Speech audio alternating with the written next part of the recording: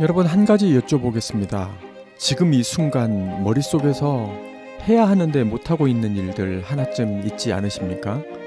독서 좀 해보겠다고 책을 사다 놓고는 안 읽고, 등록만 해놓고 몇 번 가지도 않은 헬스, 그리고 꼭 배워보겠다고 혼자 다짐했던 악기 배우기.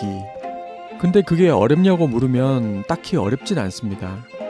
그런데 왜인지 이번 달만 지나면 좀 머릿속이 좀 정리가 되면 하면서 자꾸 다음 달로 넘어가게 됩니다.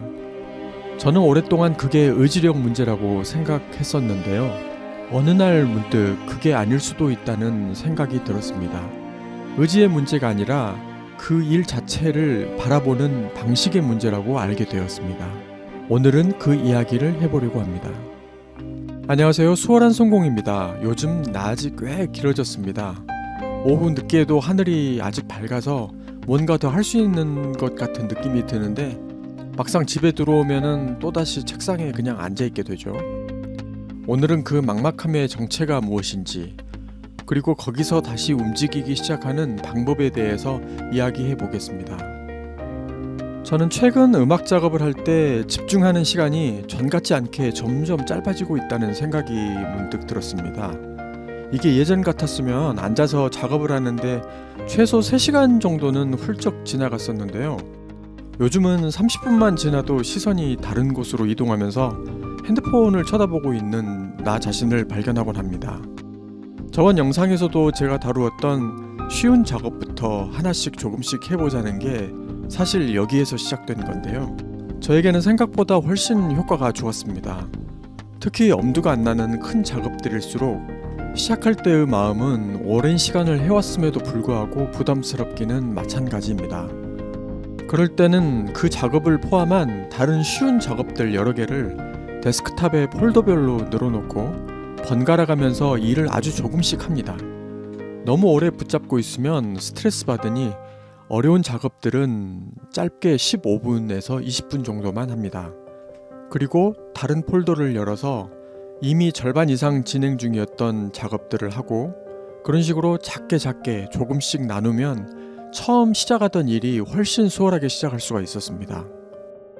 헨리 포드가 이런 말을 남겼다고 합니다. 큰 일도 작은 일로 나누면 특별히 어렵지 않다. 처음 들으면 너무 당연한 말 같습니다. 근데 당연하면 우리는 왜 자꾸 같은 자리에 멈추는 걸까요?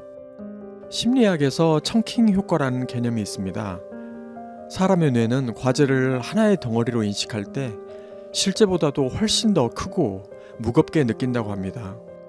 반대로 같은 일을 잘게 나누면 뇌가 느끼는 저항감 자체가 줄어든다는 거죠. 뭔가 거창하게 들리지만 사실 우리가 일상에서 이미 알고 있는 것들입니다. 동네 단골 식당 있지 않습니까? 처음 갔을 때는 문을 열고 들어가는 것 자체도 어색하고, 무슨 음식을 시켜야 할지도 모르겠고, 어디에 앉아야 하나 두리번거릴 때가 있습니다. 그러나 2번, 3번 그 식당에 다시 가보게 되면요, 발이 가서 저절로 앉아 있습니다. 그 어색한 느낌이 사라진 게 아닙니다. 문 여는 것, 자리 잡는 것, 주문하는 것, 하나하나가 모두 눈에 익어서 더 이상 큰 덩어리가 아닌 겁니다. 큰 일도 그렇습니다. 한 덩어리로 보는 순간 압도됩니다.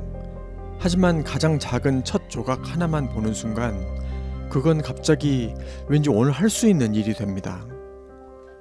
여러분, 오래전 영화 포레스트 검프 아마 대부분 다 보셨을 겁니다. 그 영화에서 이와 비슷한 장면이 있는데요.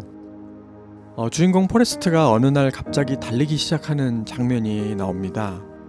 일단 여자친구 제니 때문에 마음이 상해서 집에서 나왔지만 나중엔 아무 이유도 없이, 계획도 없이 그냥 어느 날 집 앞길을 달리기 시작한 겁니다. 멈추지 않으니까 동네를 벗어났고, 동네를 벗어나니까 줄을 벗어났고, 줄을 넘다 보니 미국 대륙을 횡단하고 있었습니다.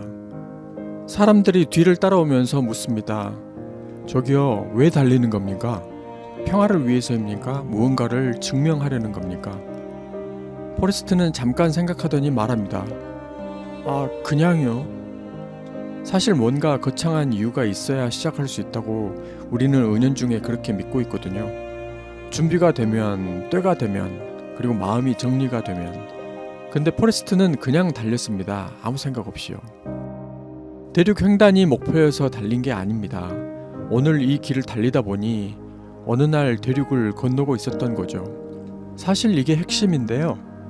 동기는 시작하기 전에 생기는 게 아닙니다. 시작하고 나서 생기게 됩니다.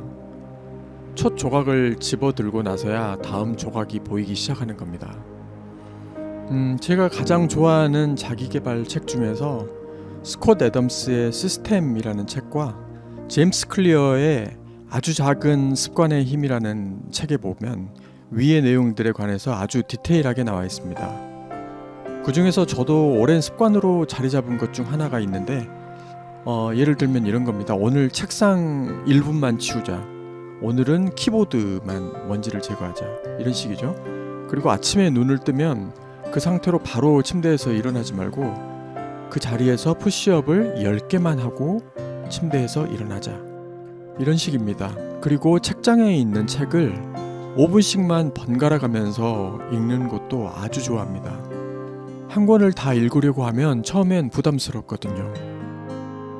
여러분 오늘 딱 한 가지만 해보시면 어떨까요? 미뤄두고 있으면서 해야 하는데 못하고 있는 일 하나를 일단 꺼내어 보시고 거기에서 가장 작은 조각 하나를 떼어내 보세요. 책을 읽어야 한다면 오늘은 첫 페이지만 읽어본다. 운동을 시작해야 한다면 오늘은 운동복을 입고 현관문 밖에 한 발짝만 내딛어 보는 것. 웃기게 들릴 수도 있습니다. 그게 무슨 의미가 있냐고 하실 수도 있는데요. 근데 우리가 온라인에서 물건을 살 때도 카트에 물건을 담는 것 자체가 물건을 사는 게 아닙니다. 근데 카트에 담고 나면은 결제하기가 훨씬 쉬워지지 않습니까? 첫 조각을 집어드는 것도 그것과 마찬가지입니다. 그게 비록 결승점을 넘는 건 아니지만 출발선을 넘은 거거든요. 그리고 사람은 출발선을 넘고 나면 멈추는 것보다 계속 가는 쪽이 오히려 더 자연스러워집니다. 큰일을 이기는 사람은 대단한 사람이 아니고 그냥 오늘 할 수 있는 작은 것 하나를 집어든 사람입니다. 전체를 바꾸려 하지 않아도 됩니다. 오늘 딱 첫 조각 하나면 충분합니다.